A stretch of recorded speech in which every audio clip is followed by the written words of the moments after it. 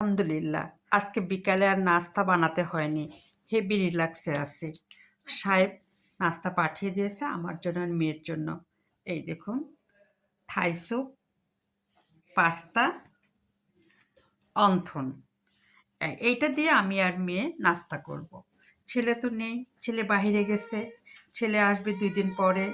আর আমারও মনটা ভালো না। সে খুব ভালোভাবে বুঝতে পারছে যে তার ছেলে-মেয়ে কাছে না থাকলে তার মন মেজাজ ভালো থাকে না, সে রান্নাবান্না করতে চায় না।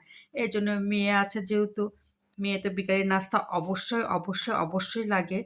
কারণ সে নাস্তা ছাড়া সে ভাত বুঝে না। তাকে যত ফাস্ট ফুড দিবেন, আমার মেয়ে খুব ফাস্ট ফুড খেতে পছন্দ করে। আর আমার ছেলে তার বিপরীত। এজন্য আমার সাহেব বিকালে পাঠিয়ে দিল এই নাস্তা। যাতে আমার পরিশ্রমটা কম হয়, আমি আরামে থাকতে পারি, যেহেতু মন ভালো না, একটু রিল্যাক্সে থাকতে পারি। আর তাই আমার আর মেয়ের আজকের নাস্তা অন্থন, পাস্তা, থাই স্যুপ। এই মজা করে আমরা মা-মেয়ে খাবো। তার সঙ্গে থাকবে আমাদের চা। এই দেখুন। এটাতে কিছু ঢালতে চেয়েছিলাম, কিন্তু এটাতে আর ঢালবো না।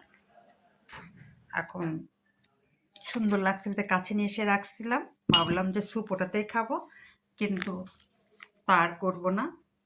এখন মা-মেয়ে স্যুপ ঢেলে খাবো বড় কাপে। তারপরে খাবো চা।